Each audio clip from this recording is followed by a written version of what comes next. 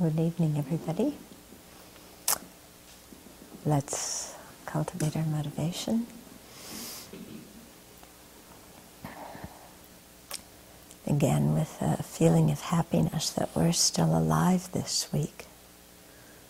We still have our mental functions.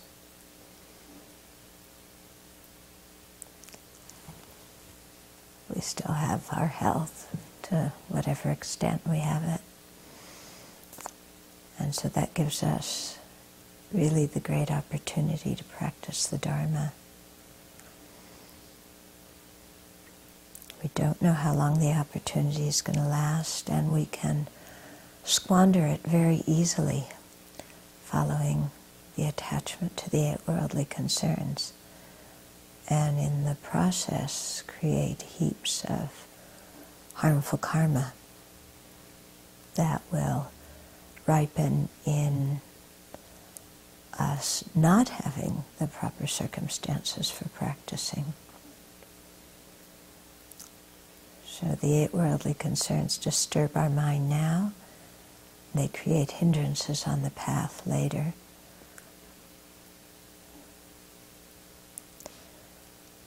And so let's train ourselves to look at objects of attachments as things that are like dreams,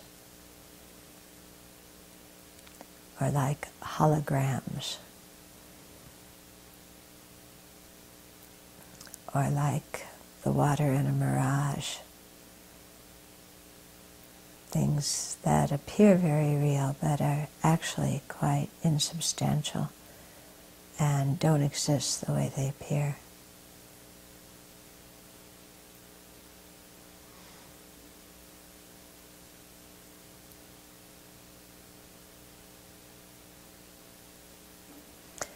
And then giving up the eight worldly concerns, let's turn our mind towards what is of lasting benefit, full enlightenment for the welfare, seeking the welfare of all living beings. And let's make that our motivation for what we do now.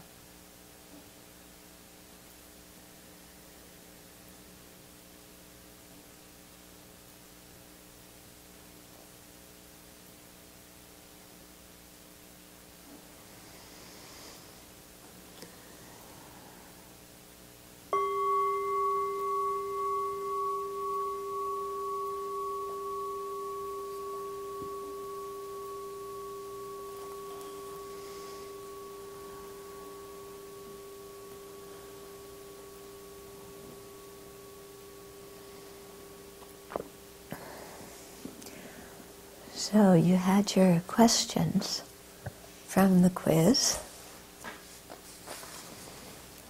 and I suggested that you write out, the answers just from what you could remember, and then go back over it again with your notes and with the text, and see what was what.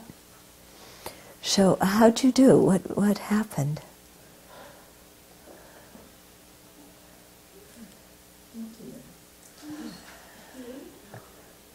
General understanding, specifics were left out. Okay. So some general understanding, but not the specifics? Yeah, just how general? Oh yeah, it's about the four establishments of mindfulness. Let's see. One.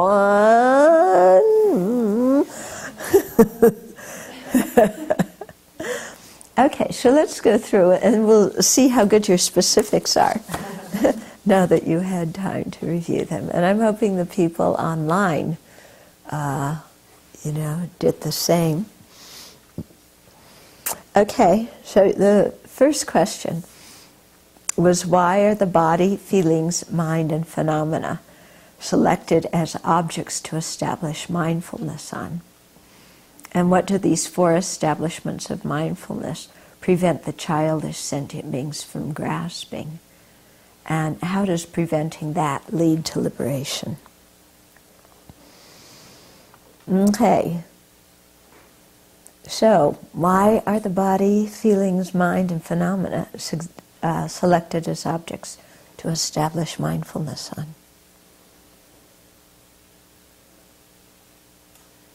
Well, I thought is to help us loosen our clinging at self and phenomena as inherently existent. So it's actually working our grasping, our clinging to all four of those things as inherently existent. Mm-hmm. Sort of getting our grasping so that we can see ourselves and phenomena not as.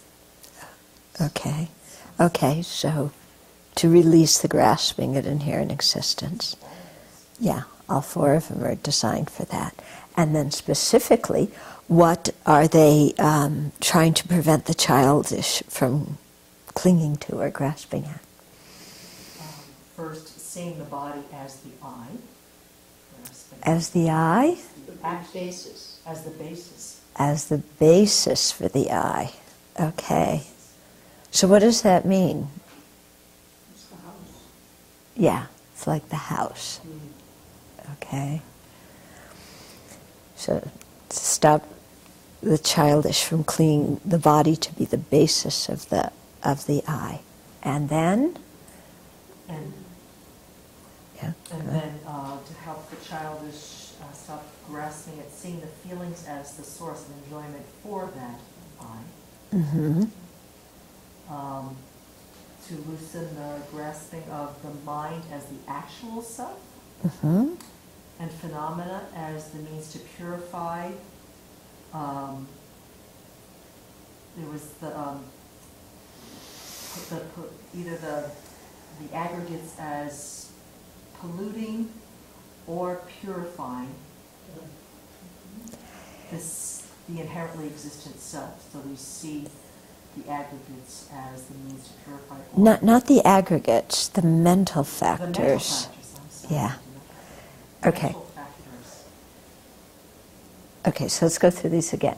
So to prevent the childish from seeing the body as the basis of the self, so the location, the foundation of the self, the house of the self, to prevent them from clinging to feelings as the objects of enjoyment or the objects that are experienced by that real self, to help them overcome clinging, help us overcome clinging to the mind as the actual self, or I, and to help overcome clinging to phenomena such as attachment as afflicting the person, and phenomena such as confidence or faith or wisdom as purifying the person. Okay, so they're all, but you might say, well, wait a minute, but attachment does afflict the person and faith does purify the person. But here we're talking about an inherently existent person, if we talk about it from a prasangika view. In general, the four establishments of mindfulness are taught from the view that's common to all four tenet systems, in which case the self would be, that we're negating is the self-sufficient, substantially existent self. But you can also practice them relating to the prasangika view, in which case those four are all relating to an inherently existent self. Okay? So what does it mean for the phenomena, to purify or afflict the self, That there's, here I am, I, me, and my attachment, afflicts me and sends me to the lower realms, and my faith is going to purify me and, do these wonderful things for me. Okay, so the whole thing's kind of based on this idea of this self-sufficient or inherently existent self, depending which way you're doing it. Okay? Then second question, how does the way the hears and solitary realizers? No? What? Oh yes. How does that, those graspings, how does preventing those graspings lead to liberation? Belief. Huh? It makes it so you don't have a karma right Okay, so it may... That's the link between grasping and existence. Okay, so it helps to cut the link between between grasping and existence, between the 9th and 10th links. Okay, how else does it help? Because that just prevents you, that'll prevent you from being reborn in the next rebirth. How else does it help? You won't realize emptiness. Yeah, and what link is that gonna? The first. Yeah, it'll help you overcome the ignorance that is the root of samsara. Okay? Okay, second question. How does the way hearers and solitary realizers meditate on the 4 establishments of mindfulness differ from the way that bodhisattvas meditate on them? Yeah? Their motivation is different. Okay. What's... Hearers and solitary realizers want to attain liberation, and bodhisattvas want to attain full enlightenment for the benefit of all sentient beings. Okay, so there's a difference in the motivation because the hearers want to attain their own liberation and the bodhisattvas want to attain full enlightenment for the benefit of all sentient beings. Okay, so that's one way in which they're different, very pronounced way. How else? The hearers and solitary realizers meditate on their own body, and bodhisattvas meditate on all sentient beings. Yeah. So the hearers and bodhisattvas are going to meditate on their own body, their own feelings, okay, their own mind, their own phenomena, whereas the bodhisattvas are going to meditate on the bodies of everybody, the feelings, the mind, and so on, of everybody, in order to increase their compassion. Okay, because if you meditate on your own body as foul, that helps to generate renunciation. If then, in addition to meditating on your own body as foul, you do that for other sentient beings and see how they're trapped in these bodies, then it helps you generate much stronger compassion for other sentient beings. Okay? And so the same thing for all of these, when you can see how we cling to our own feelings and make such an incredible big deal and are so reactive to feelings of happiness and misery, then we can get an idea of how other beings have that exact same thing going on in their minds. And that really helps us to be much more compassionate. Yeah, much more understanding. Okay? So then, Yeah? another question on that. Aren't solitary realizers and hearers also meditating on the emptiness of the self? It's not as a subtle form as the lack of inherent existence that a bodhisattva is also. Well, according to the Prasangika, the object of negation for the hearers, the solitary realizers, and the bodhisattvas when they meditate on emptiness is the same. Okay?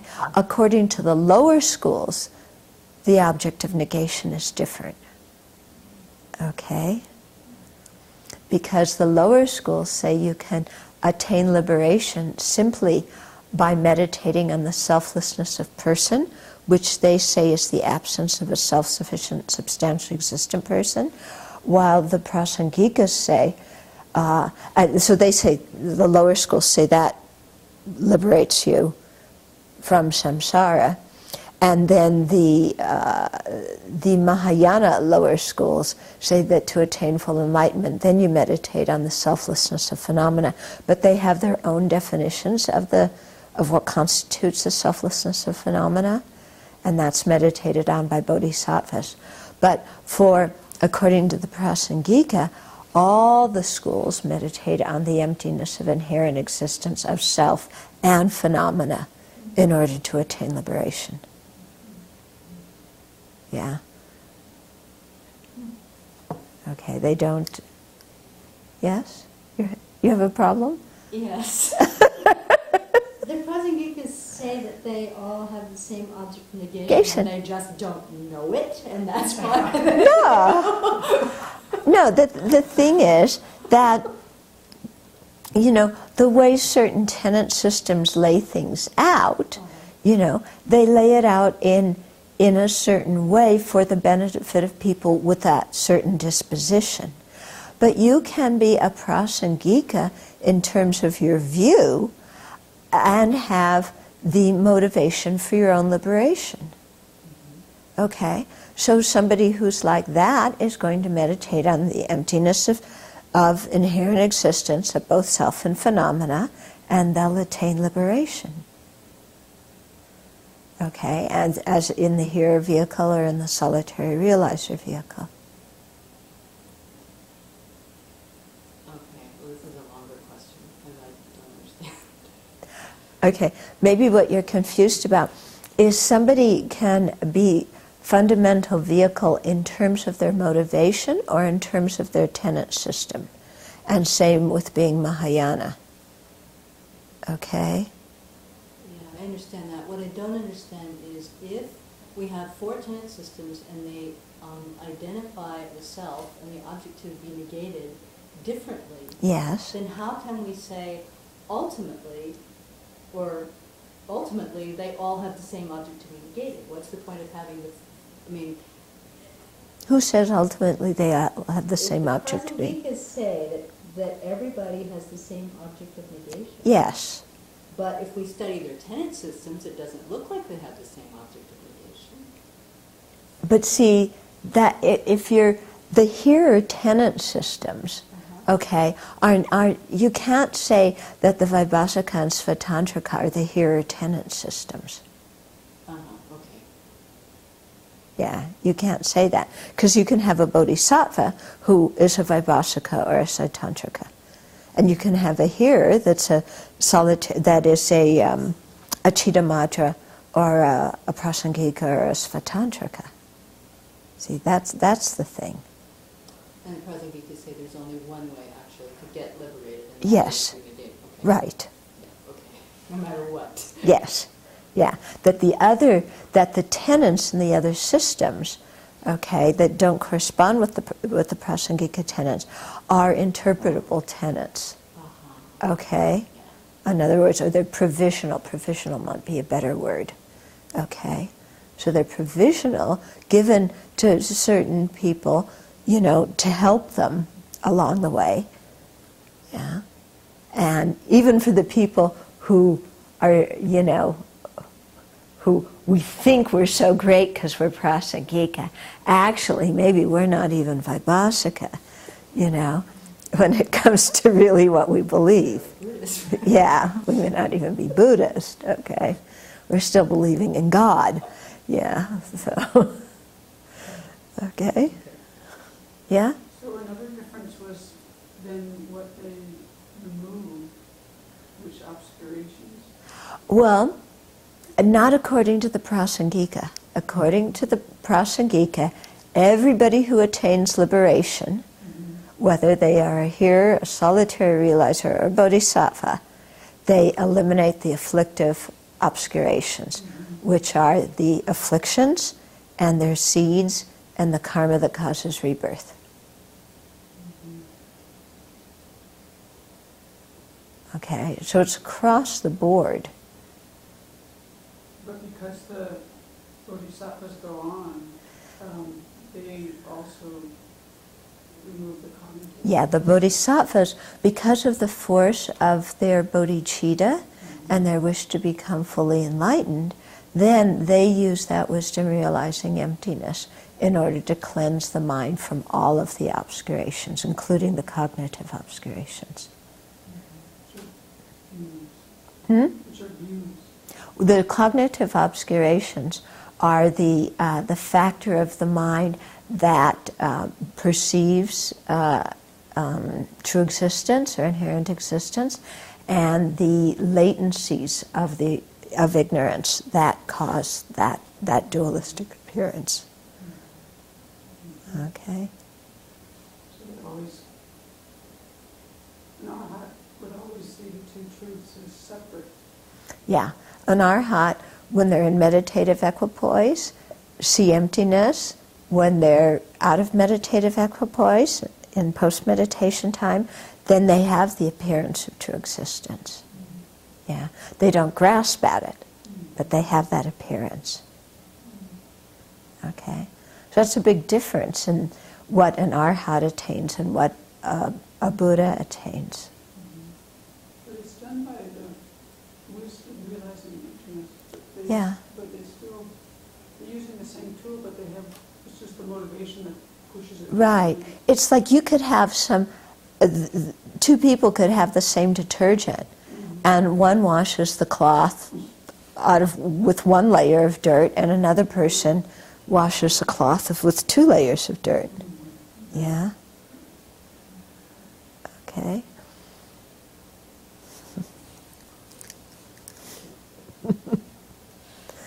Okay. So they realize, the here solitary realizers and bodhisattvas realize the same emptiness. Yeah.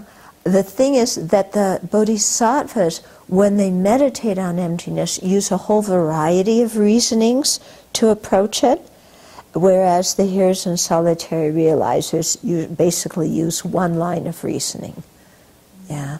So the bodhisattva's mind is much more flexible, and the understanding of emptiness is richer. Yeah. Okay.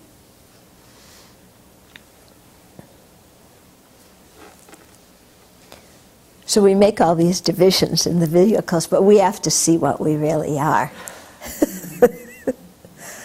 Like you said, maybe we're not even a Buddhist yet. Okay, so what is the correspondence between the 4 establishments of mindfulness, okay, the 4 distortions, and the 4 noble truths? Okay. Mindfulness of the body overcomes the distortion of seeing that which is foul as pure and relates to true dukkha. Relates to? True suffering, true dukkha. Okay, why does it relate to true suffering? What's the connection? What's the connection between seeing the body as foul and understanding true sufferings?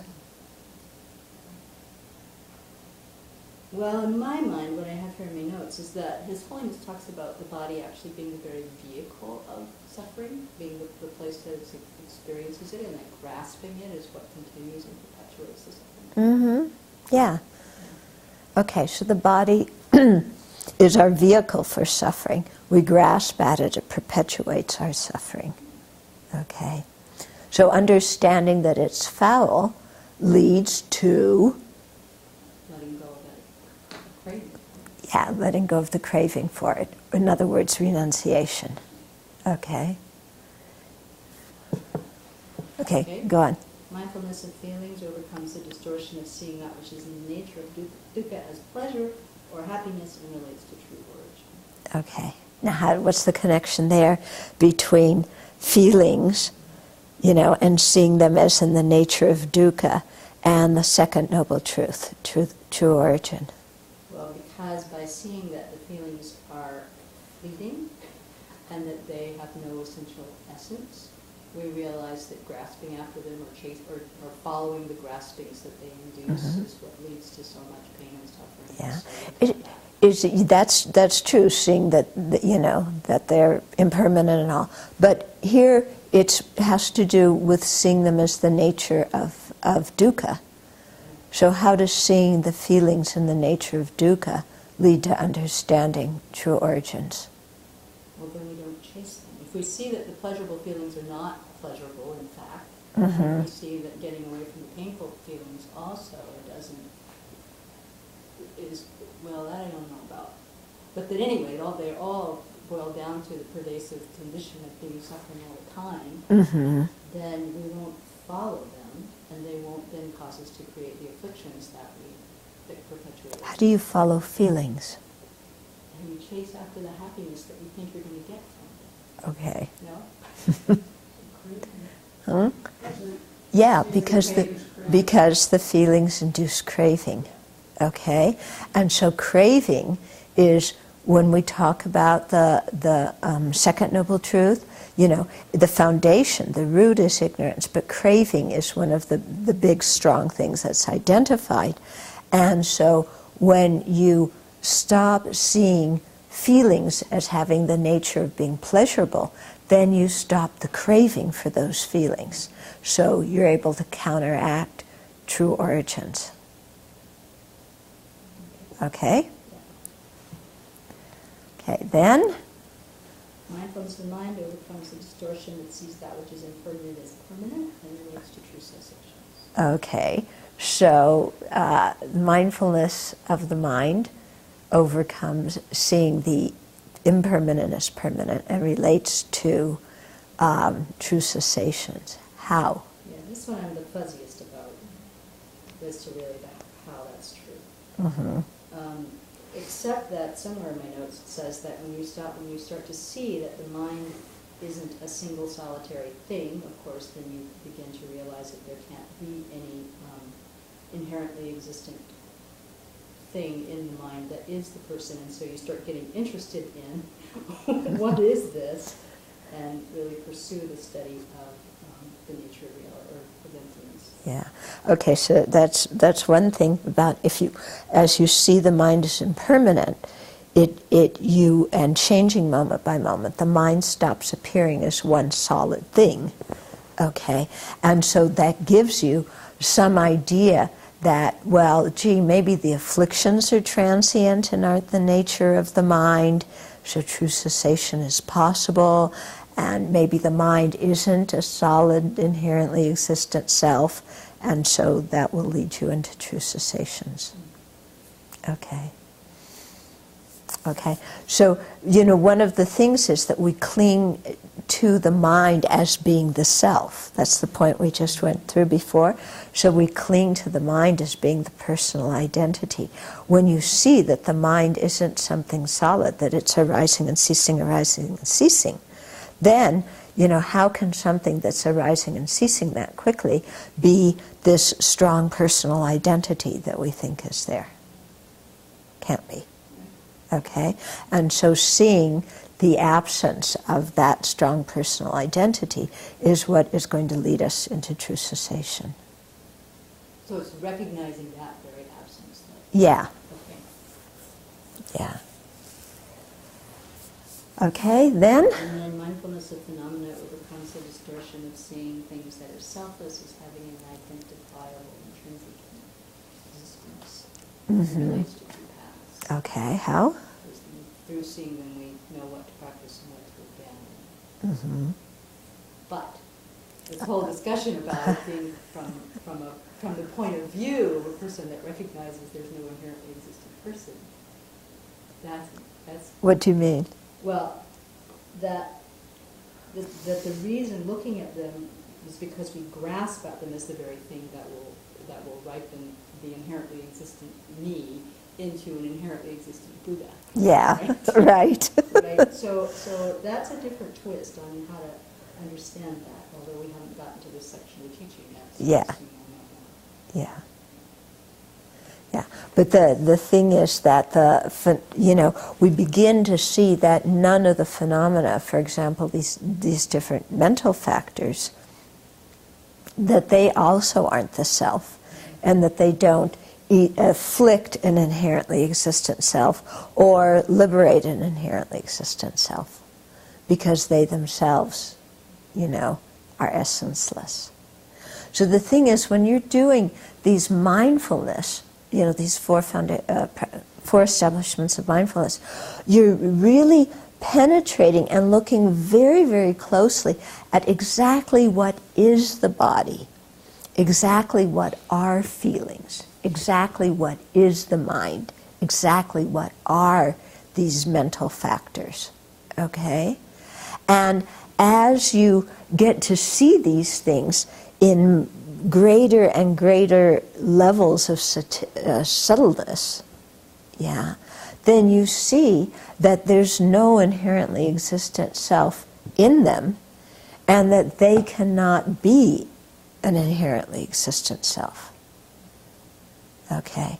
When you look at these things superficially, then they seem like they're either I or mine. But when you use very deep concentration to analyze and research and observe, well, exactly what are they? Yeah, you'll see that none of them are fit to be a solid self. Okay? So all the things that we thought were I and mine turn out not to be.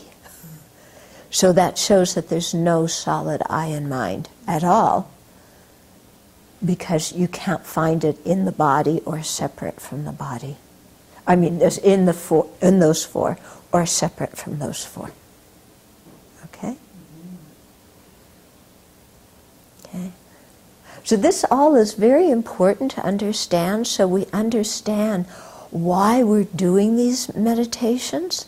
Because we can sit and, let's say, do the meditation on the foulness of the body, or on, how the three feelings relate to the three kinds of dukkha. But if we don't understand why we're doing it, then you might have some understanding or observation of these things, but you don't know how to necessarily use it to improve the quality of your mind. And you don't understand how this all, fits together to become a path to liberation. Okay? Okay. Then, name 3 meditations that are included in the mindfulness of the body. We talked about a few different ones. There's the meditation that goes over the parts of the body, foulness meditation, I guess. Okay. The skeleton meditation, the corpse meditation. Mm-hmm. Okay, so the foulness, the skeleton, the corpse. Yeah. What are you doing when, just describe those 3 briefly. The foulness meditation is the sets of pentads and sestads that you just go through what's in the body. Mm-hmm. And skeleton meditation, visualize yourself as a skeleton, essentially. And corpse meditation, visualize other bodies or your own body, the corpse, and think about the 4 factors of the tactile sensation, enjoyment, the color, and the shape. Yeah. Okay. Okay, so the foulness meditation, you're looking at the different parts of the body and seeing them as disgusting. And the skeleton, seeing the body as basically a skeleton. And the corpse, seeing what is going to become of the body. So here we meditate on our own body and on others' bodies, especially the bodies of people that we're sexually attracted to, because it really helps to cut that attachment. And that attachment is one of the chief attachments that keep us involved in cyclic existence. It's one of the strongest attachments that we have. Okay? Yeah. Okay, have you been doing those meditations? Yeah? Did they work? Yeah, really kind of cuts the attachment. What happens when you meditate on somebody else's body? Yeah. I mean, you lose a sexual attraction. Does it give you some feeling of compassion too? Yeah. Here's this person who thinks that they're a real solid person, and they're just this body,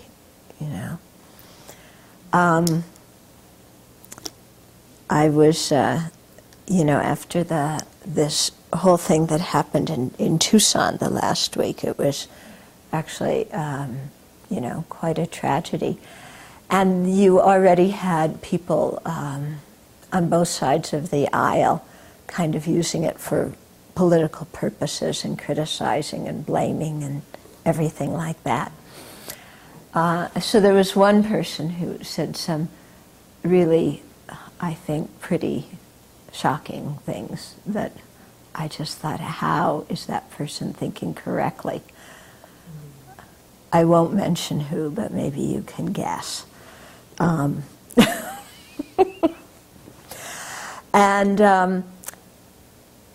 feeling, quite upset, like, wow, this is somebody who, aspires to lead this country, who speaks and thinks like this. And so when we were doing our bowing last night, I visualized this person and all the other politicians doing the bowing with us. Because when you're doing the bowing and the purification, you have to have a mind that's humble, And I was thinking here, all these people, and they're out all mouthing off, and, filled with themselves, filled with ambition. This one person in particular, very filled with ambition, filled with just liking a lot of attention and saying these outrageous things. And yet, they're still subject to aging, sickness, and death. So what is there in the world to be proud about? As long as you're not immune from aging, sickness, and death, why do you think you're so great? So this applies to us, and it applies to that person, but it really made me, seeing all those politicians and all those people on the radio talk shows who just are like so just outlandish, and they're all bowing with us, okay? They're all bowing. We all have our nose down on that floor for a long time. That was very, very helpful. Yeah? For seeing, but these are just people who, it's true, they're not beyond aging, sickness, and death. And the sad thing is that they don't see that. They don't see that they're subject to aging, sickness, and death. There's no aspiration to try and get out of the situation. So the mind is just completely overtaken with, what I said, ambition and arrogance and, and condescension and deprecation. And, so that evokes some compassion, when you look at it, that this person who appears on the screen, who looks, so attractive and in control, it's like, and arrogant, that, their bodies, is foul in nature, their feelings are, all the nature of dukkha, then it's like, it breaks that, that image of them being some kind of inherently existent person that then you can get angry at and hold disdain for. And instead it's like, they're just like everybody else, and the sad thing is they don't see that, and they're not doing anything to really help their situation.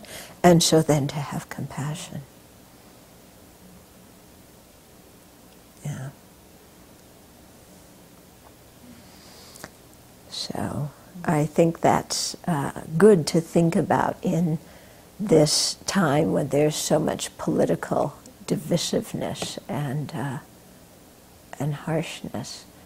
And people are on retreat. I snuck a look at the news online, but Obama really emphasized kind of people working together. He spoke at a memorial service yesterday and really emphasized how important it is for people to, when we talk, that we use it as a way of communicating, not a way of creating dissension. Yeah, very, very nice. Okay. Then, fifth question. Describe the 3 meditations on a skeleton. Okay, so describe the steps involved in these meditations. Okay, so we can do it for ourselves. We can do it, all these, the whole House of Representatives.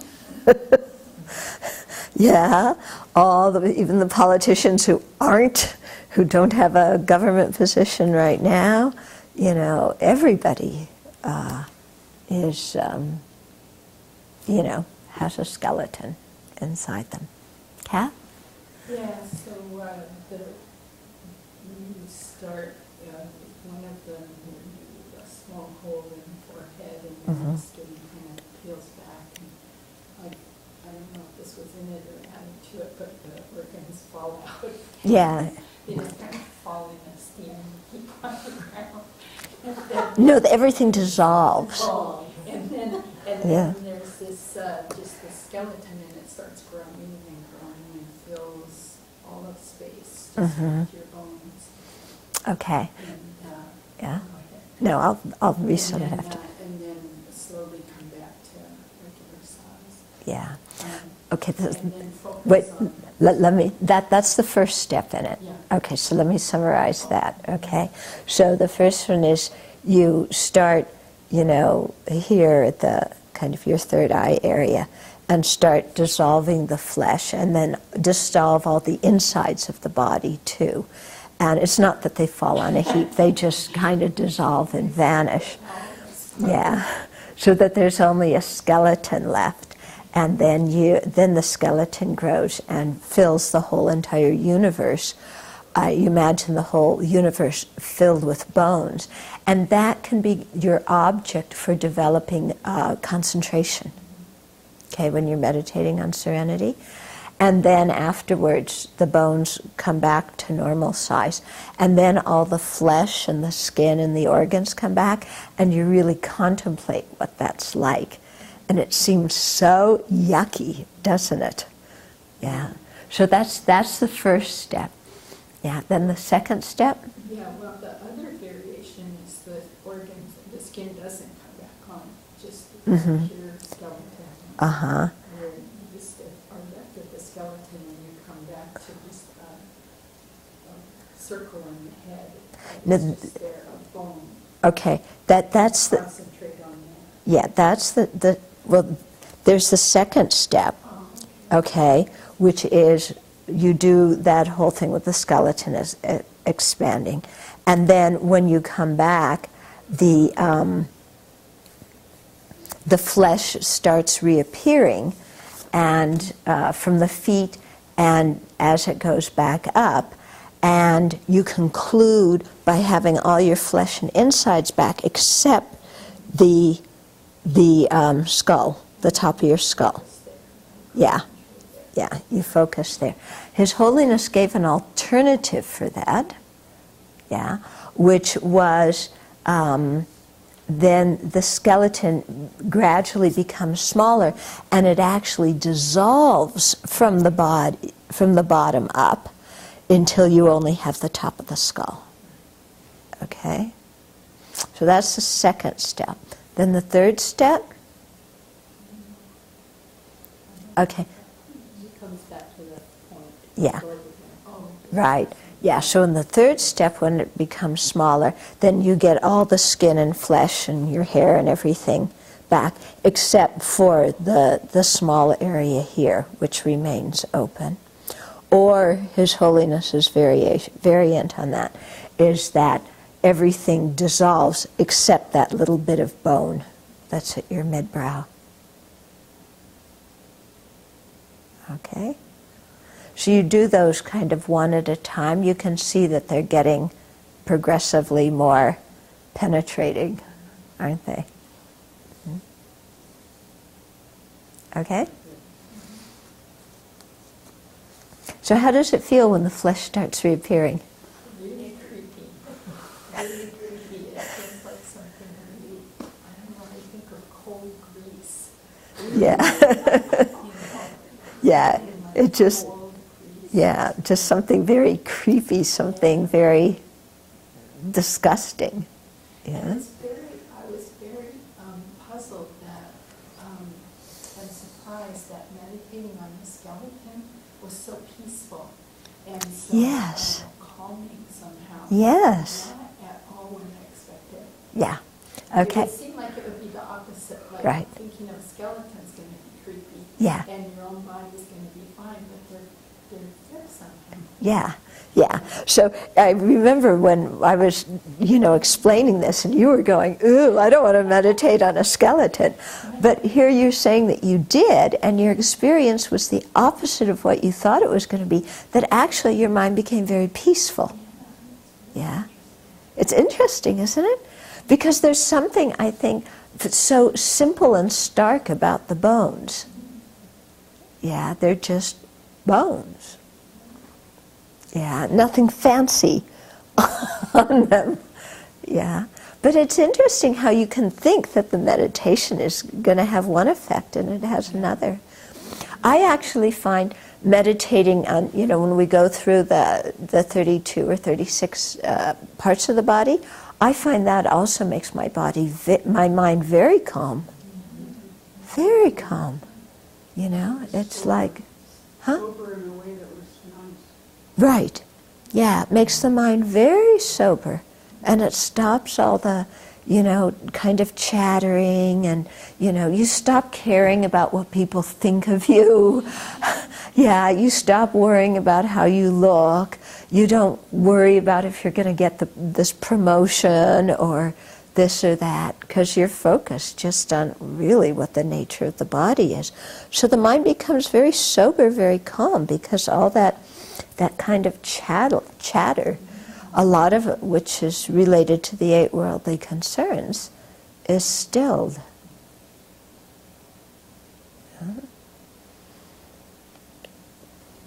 Okay. Then, why do we do meditations on the foulness of the body, and what is a healthy relationship to have with our body? So, yeah? The meditations are antidotes to desire and helps one to develop renunciation. Mm-hmm. And a healthy relationship to the body is to keep it healthy so that we can study and practice the Dharma. Okay. So the purpose of the foulness of the body is to develop renunciation and to let go of attachment to the body. And then a healthy relationship with our body is to take care of it, not with the thought of, oh, but I don't want to experience pain in my precious body and like this, but just so that we can use it to practice the Dharma. So how successful are you on having a good relationship with your body? Yeah? There's some reaction happening. What's your relationship with your body? I think it's quite distorted. I mean, these meditations are very helpful, but in terms of, partly it also has to do with looking at the senses, so that it's a little bit confused. But like always thinking I'm too fat, or then worrying if I'm maybe not doing this or that. I mean, there's always this kind of constant judgment about the body going on in the mind. Mm. It's kind of there all the time, in a way. Mm-hmm. It's not like I'm obsessing about it, but there is some aspect of it that's always there. Okay. So the mind continually is saying, am I too fat? Am I too thin? How do I look? Do I look as old as I feel? I hope, do I look as young as I feel?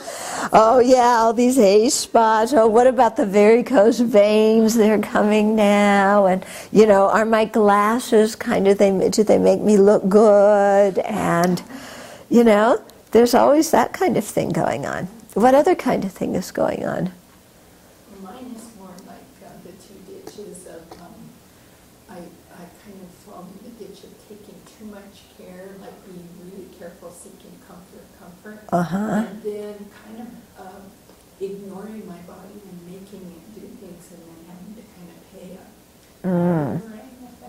up. Okay. So going those 2 extremes. Okay, so you find that yours is a little bit different, and your unhealthy relationship with the body is either pushing it to do things it can't do because you're ignoring it, or falling to the side of self-indulgence where you start worrying about every tiny thing that happens.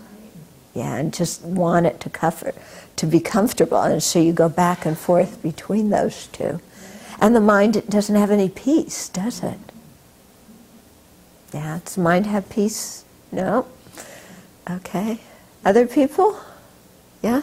I do a lot of comparing about what my body used to be able to do, and now the aging of, it seems like on a daily basis, my lung capacity is declining. the mind that gets, anxious about that and fearful about that, and then, worries about, well, it's downhill from here, and just the comparison of the past, present, and then the fear of the future. Okay, so what you find your unhealthy way of relating the body is comparing the past of the body to your present ability and seeing that you can't do now what you used to be able to do.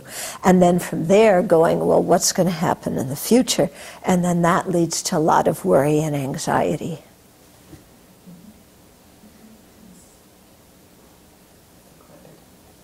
Just the words, decrepit.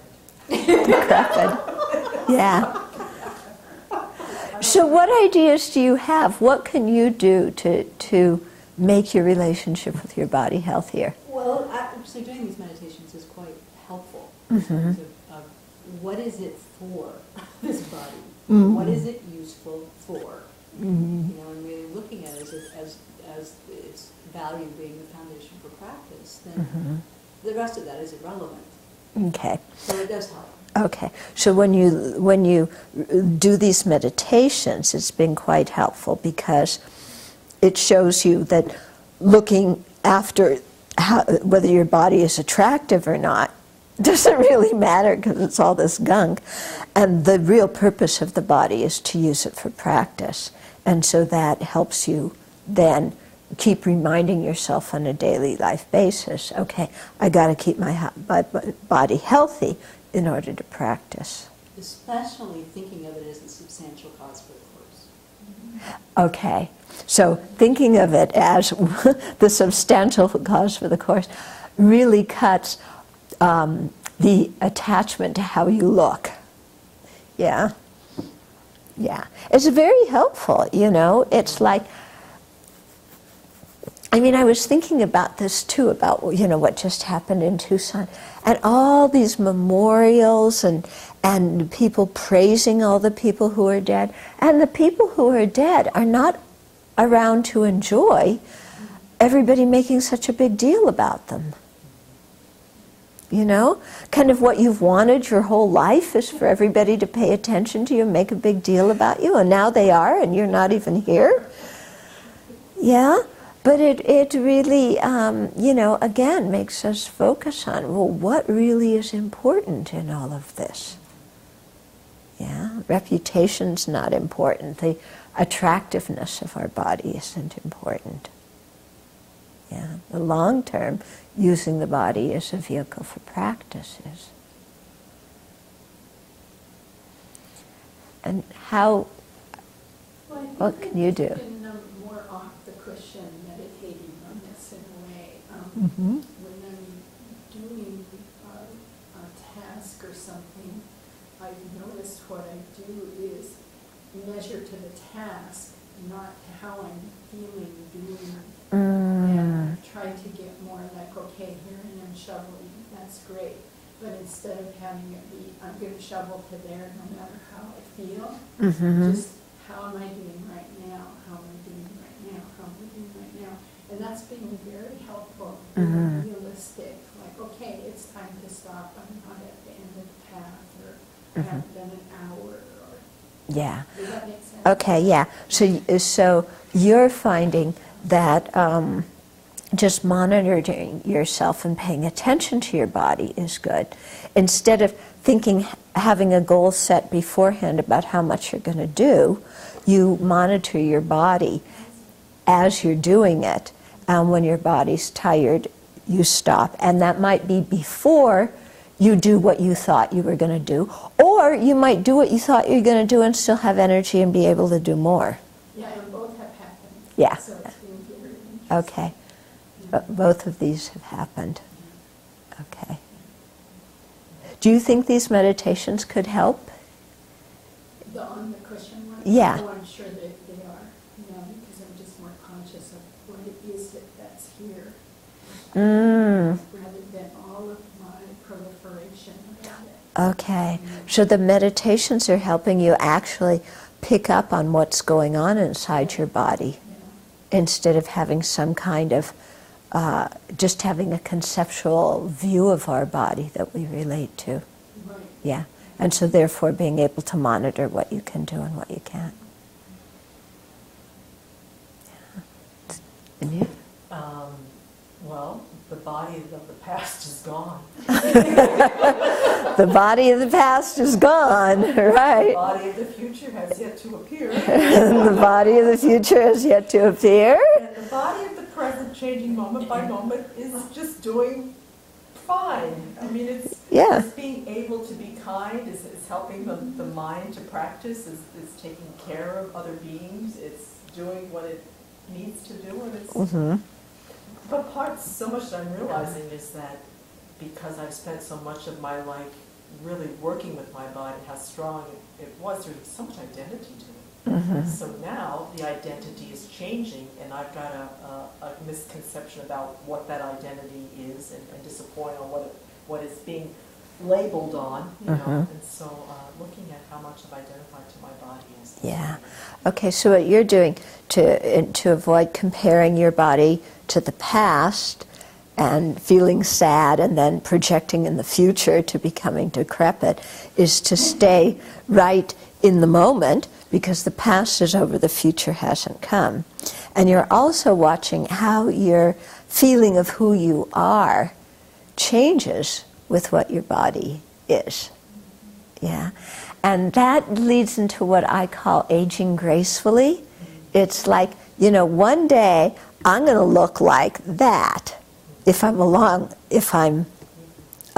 that long. I mean, I'm just going to be completely wizened and whatever it is. But can I have a sense of humor about that? Can I still have a sense of purpose in my life, even though when my body is like that? You know, why do I base my whole feeling about life in terms of what my body can and can't do?